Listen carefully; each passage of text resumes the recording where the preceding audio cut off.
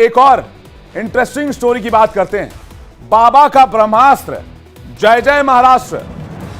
कैसे योगी आदित्यनाथ ने उत्तर प्रदेश से महाराष्ट्र तक की सियासत को एक बार में नाप लिया है। औरंगजेब बनाम छत्रपति शिवाजी महाराज वाली सियासी लड़ाई महाराष्ट्र के कई महीनों में से महाराष्ट्र में गरमाई हुई है, लेकिन अब उत्तर प्रदेश में भी बाबा ने इस मुद्दे को हवा दे दी है। कैसे, आइए आपको दिखाते हैं। सीएम योगी आदित्यनाथ ने औरंगजेब के नाम पर समाजवादी पार्टी को लताड़ लगाई है।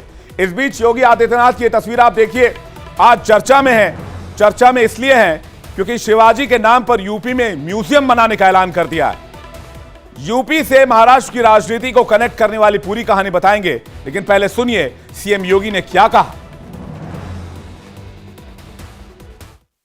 यहां पे पिछली सरकार आगरा में औरंगजेब के नाम पर उनकी स्मृतियों को सजोने के लिए एक मुगल म्यूजियम बना रही थी। हमने कभी मुगल का यहां से क्या संबंध है, इसको छत्रपति शिवाजी महाराज के नाम पर बनाया। हालांकि इस पर अखिलेश यादव ने भी पलटवार कर दिया और औरंगजेब के नाम से म्यूजियम पर सफाई देने की कोशिश की। जो वो म्यूजियम बन रहा था, वो म्यूजियम इसलिए बन रहा था कि हमारा टूरिज्म को बढ़ाया जाए। जो लोग ताजमहल देखने आते हैं उन्हें कम से कम मुगल सम्राट के समय पर या मुगल म्यूजियम के बहाने पूरे भारत की संस्कृति को बताया जाए, भारत की मिली जुली संस्कृति से परिचय कराया जाए। ऐसा लगता है कि सीएम योगी का अखिलेश पर कम महाराष्ट्र की सियासत पर ज्यादा निशाना है, क्योंकि औरंगजेब और छत्रपति शिवाजी महाराज के नाम पर पिछले महीने महाराष्ट्र में खूब राजनीति हुई, जब कुछ लोगों ने एक जुलूस के दौरान कोल्हापुर में औरंगजेब की तस्वीर वाले पोस्टर लहराए। तब डिप्टी सीएम देवेंद्र फडणवीस ने दो टूक कहा था कि शिवाजी का अपमान किसी भी सूरत में बर्दाश्त नहीं करेंगे। अब उसी शिवाजी के नाम पर योगी ने आगरा से बड़ा सियासी संदेश देने की कोशिश की है, जो फडणवीस के सियासी करियर के लिए मददगार साबित हो सकती है। योगी आदित्यनाथ ने जब शिवाजी का नाम लिया तो यह भी बताया कि यूपी से उनका क्या नाता रहा है। उसकी चर्चा से पहले शिवाजी और औरंगजेब के बीच की अदावत का इतिहास भी जानना बहुत जरूरी है। दरअसल 1658 में अपने पिता शाहजहां को कैद करने के बाद औरंगजेब दिल्ली की गद्दी पर बैठ गया था। उधर दक्कन यानी कि दक्षिण भारत में शिवाजी की अगुवाई में मराठा साम्राज्य मजबूत हो रहा था। दिल्ली की गद्दी पर बैठने के बाद औरंगजेब ने दक्षिण का रुख किया, लेकिन हर बार शिवाजी के सामने उसे मुंह की खानी पड़ती थी।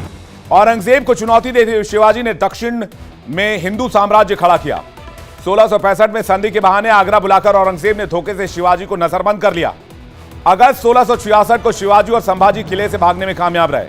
इसके बाद 1670 में शिवाजी ने मुगलों की सेना को सूरत के करीब हराया, शिकस्त दी।